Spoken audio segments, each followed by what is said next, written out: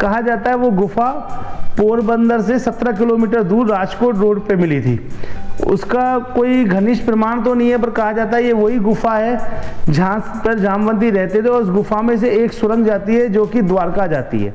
जय श्री राम दोस्तों, आप कैसे हैं? उम्मीद करता हूँ अच्छे होंगे। मेरे चैनल में आपका स्वागत है। आज हम फिर एक नई कहानी से है, नई कहानी आपके लिए लेके आए हैं। आपने पिछली वीडियो में बहुत आपका प्रेम मिला और मोटिवेशन मिला। जरूर सब्सक्राइबर कम मिले अभी, पर हम लगातार मेहनत करेंगे और आपको भी सच्चाई, हिंदू धर्म की सच्चाइयों से और जो महत्वपूर्ण बातें हैं उनसे आपको रूबरू कराते रहेंगे। आज हम बात कर रहे हैं जामवंत जी की, जिनका किरदार आपने रामायण में भी देखा होगा। रीछ रूप में, जो भालू के रूप में आपने देखा होगा जामवंती, उनका किरदार की बात कर रहे हैं।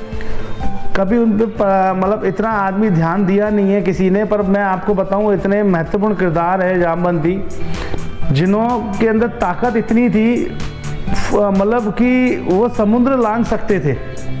पर उस समय उन्होंने हनुमान जी से कहा था मैं बूढ़ा हो चुका हूँ, वृद्ध हो चुका हूँ, नहीं तो मैं समुद्र लांघ दूँ। ये बातें उन्होंने ऐसे ही नहीं कही थी, उसका प्रमाण भी है।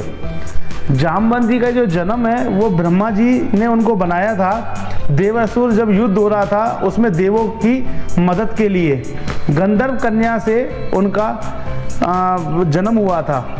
गंधर्व जो कन्या थी उनसे उनका जन्म हुआ था।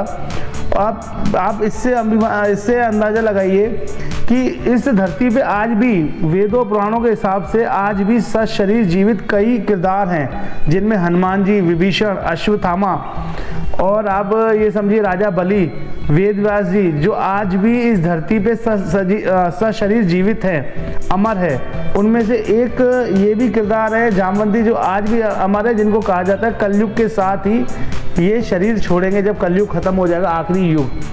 अब उम्र की बात करें, जितने भी लोग सशरीर इस वक्त जीवित है ना, उसमें राजा बलि के बाद इन्हीं की उम्र बड़ी है, क्योंकि राजा बलि जो युग था शुरू में, उससे धीरे और उन्हीं के युग में ही ये युवावस्था में थे। तो आप ये जान सकते हैं, इनसे छोटे ही परशुराम जी से छोटे हनुमान जी कहे जाते हैं उम्र के हिसाब से।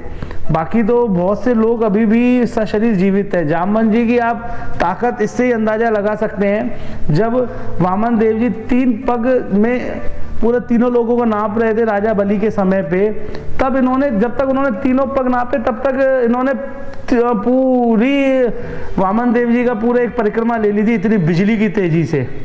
और कहा जाता है ये खबर तीनों लोकों में इन्होंने कि 3 पग से धरती नाप ली है। वामन देव ने भगवान विष्णु के अवतार थे कि 3 क्षण के अंदर इन्होंने 18 बार पूरे तीनों लोकों में खबर दे दी थी कि भाई इतनी बिजली की रफ्तार थी इनकी, मतलब इतनी तेजी से इन्होंने खबर दे दी थी 3 क्षण के अंदर 18 बार पूरे तीनों लोकों में, कि वामन देव ने, जो विष्णु जी के अवतार है, उन्होंने 3 पग में पूरे तीनों लोक नाप लिए हैं। आप सोचो इतनी इनकी रफ्तार थी। उसके अलावा आपको एक किस्सा और बताऊं, श्री राम जी का युद्ध हो रहा था रावण के साथ, तब इन्होंने रावण को एक मुष्ठा, मतलब एक घूसा मारा था, तो रावण नीचे गिर पड़ा था, मूर्छित हो गया था, बेहोश हो गया था। इनकी इतनी ताकत थी। एक बार इनका सामना मेघनाथ से भी हुआ। मेघनाथ ने इनको कहा कि तुम्हें बूढ़ा समझ के मैंने छोड़ दिया, पर अब नहीं छोड़ूंगा। इनके ऊपर तीर चलाया तो इन्होंने बिजली की तेजी से तीर पकड़ के उसी की तरफ वापसी कर दिया था, मेघनाथ की तरफ, और मेघनाथ धरती पे गिर पड़ा था। और उन्होंने इसमें एक लात मारी तो घूमता हुआ बहुत दूर तक जाके गिरा था। आप सोचिए इतनी इनके अंदर ताकत थी।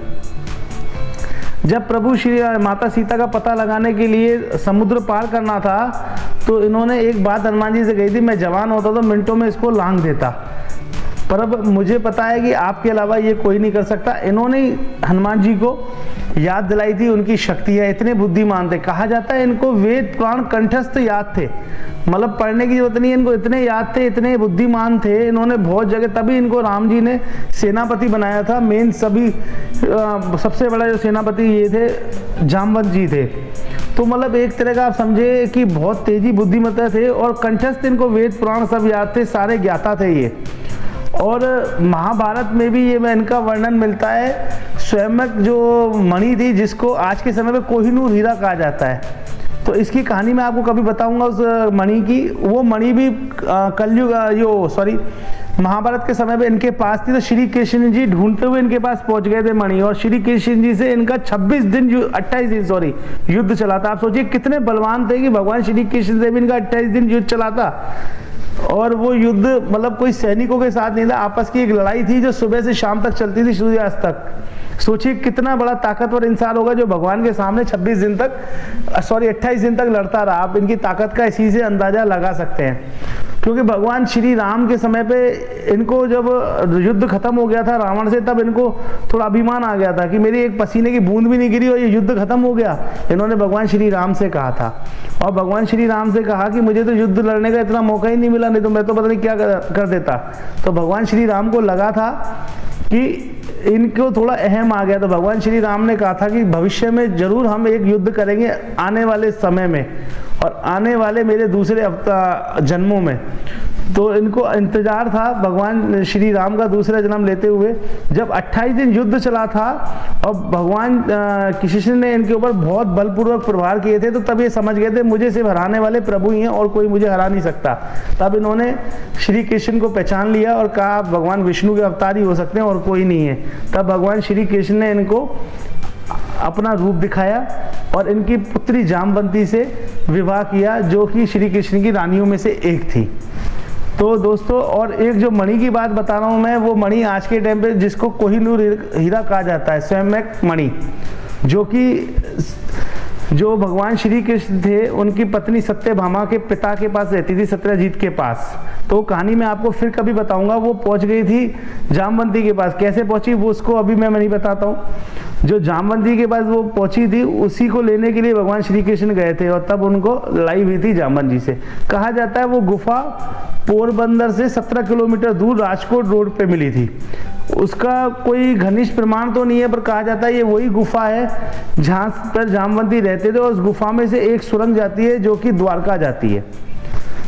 और आपको मैं बताऊं, जामवंती के अंदर इतनी ताकत थी, इतने बुद्धिमान थे कि वो चाहते तो मतलब युद्ध में बहुत बड़ा अपना योगदान दे सकते थे, पर भगवान श्री राम को आगे आना था क्योंकि वो लिखाई बद्ध उनके हाथ से था। तो दोस्तों, आपको ये कहानी आज अच्छी लगी होगी जामवंत जी की। आपको पसंद आए तो प्लीज़ चैनल को सब्सक्राइब कर दीजिएगा। फिर एक नई कहानी के साथ हम मिलेंगे, तब तक के लिए जय श्री राम।